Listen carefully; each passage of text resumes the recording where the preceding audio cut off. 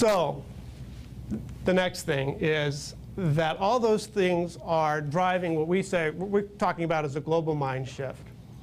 And as the fundamental paradigm changes, those basic assumptions change, the culture shifts, which releases the constraints that the culture places on us and inhibits our ability to respond so that we can respond more creatively and hopefully resolve the crises. But this is just possible. It's happening, and I would, in my perspective, happening very, very slowly, too slowly. I think the people that really study the crises that we face are totally in a panic that the rest of us don't get it.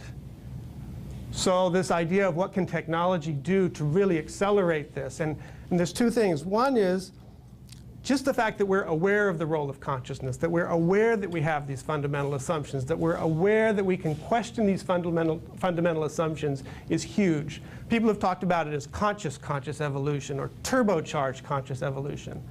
You put technology on top of that, and I think you have rocket-propelled conscious evolution. And that's what is the potential, but not realized yet. And the timing really is now to realize it. So my last thing is, how can online conversation help accelerate this shift? If we're all in this together, right, that planet, we're all in this together, we have to talk. And if you look at the definition of conversation, it comes from the Latin, which means the act of living with. We have to talk to live together. Now, in our culture, we tend to devalue conversation. We have sayings like talk is cheap and actions speak louder than words. And our experience would say, yes, talk is cheap, so we should be doing more of it. And actions that are disconnected from conversation can get you in a lot of trouble. And we have seen that, right? We've seen it in our distant history, and we've seen it certainly in our near-term history. That actions that have not been thoroughly vetted and talked about and understood and had the value of diverse perspectives brought into the pot can create trouble. So conversation is important. And the one other thing I would say about conversation is that in a company, you have a particular advantage.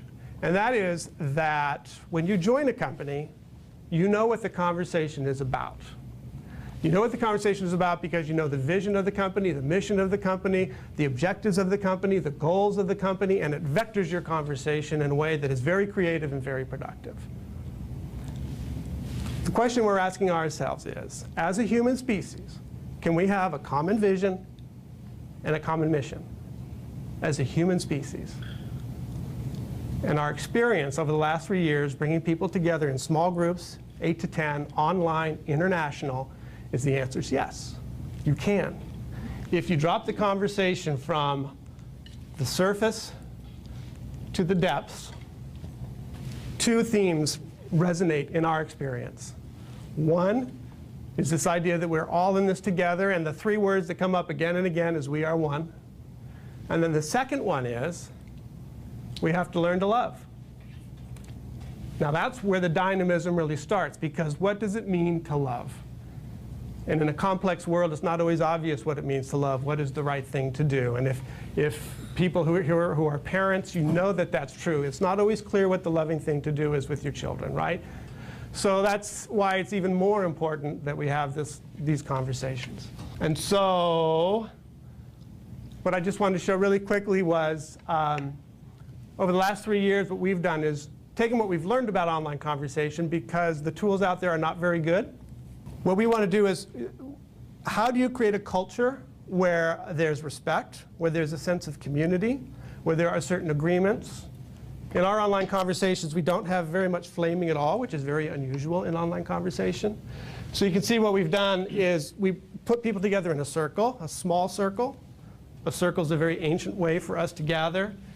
You attach a piece of media, and then you have the threaded conversation. And just ever so quickly, and then I'm going to be done, is that the thread and this is a rotating carousel, they're tied together. And I'll just give you a really quick, this is a live demo, so you know that's always dangerous.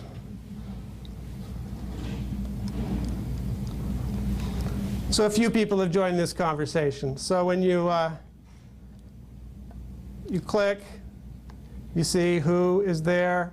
if people have responded to you. There's light bulbs of the people that have responded that indicate who's in that conversation. And again, it's just a way of always keeping the people front and center. So you remember that you're part of this community that's having a dialogue. You remember you're talking to human beings. And these can be very, very rich conversations. This particular program is just in beta. If anybody wants to talk about it, I understand you guys have your 20% time, so we would love to, if anyone is interested, would love to be working with you on this. Just to summarize then, the opportunity for a dramatic shift in consciousness is definitely underway if we can accelerate it. But we'd like to talk about what more we can do to help accelerate this shift. And so let's talk. Not a great picture. I think that's a great picture. That's very funny. All right, let's talk. Ready? Well, first of all, I'm really glad to see everybody willing to come and take a little time off and talk about things like this. The first reaction I have is that talk won't be enough, clearly. And honest to God, after watching and listening, my head is buzzing with all kinds of issues, problems, questions. Holy cow. Just so much stuff. You know, who is talking? What are they talking about? Do they speak the same language? Do they have information that they can share that will put them on the same page in terms of interpreting, you know, what's happening? There's so many different things. So some of what Google does is aimed at that. We try to help people get access to information, to discover relevant information, and to make good use of it. So we contribute in some small ways here. But in order to have, first of all, global conversations are really hard because they don't scale very well. The example that you gave of the little circle of people talking is great for 10 people, but it ain't so great for 100,000 or 10 million. So figuring out how to have this kind of a useful conversation on a global scale is really hard. I'm thinking about all the things that you could have a conversation about.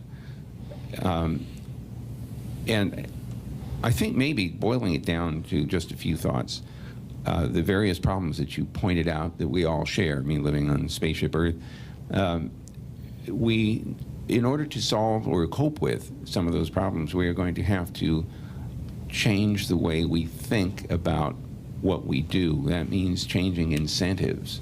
It means changing our awareness of the consequences of our actions. Simple example, if I decide to buy product A instead of product B, do I understand what the carbon contribution was of that product? Do I know what happened? What carbon production, just to pick this very trivial example, led up to its appearance where I'm purchasing it, and then what will happen to it afterwards when I use it? What will happen after I'm done with it? Do I have any concept at all of that cost? Is there any feedback for us about the consequences of our decisions? And in many cases, we're shielded from the feedback. Sometimes we're shielded because we live in an environment of plenty. We don't pay attention to the possibility that there isn't enough. We're lucky to live in a country that has more than its fair share of resources. It consumes, in some very literal sense, more than its fair population share of resources. If we were living in a place that didn't have plenty, instead was in poverty, we'd be a lot more conscious of the fact there isn't enough for everybody. And then we'd have to ask ourselves, are we incented to get ours before somebody else does? Or do we have incentives to figure out how to make more available for everybody? I don't even know where to start this conversation. All I can say is that making people even think about these things is an important step. But I sure want to get past the conversation into something that we can do. And it would be really wonderful for each individual to have figured out something that he or she could do that could contribute to solving some of the problems, as opposed to simply being aware of this giant iceberg that we may or may not be about to run aground on. Larry?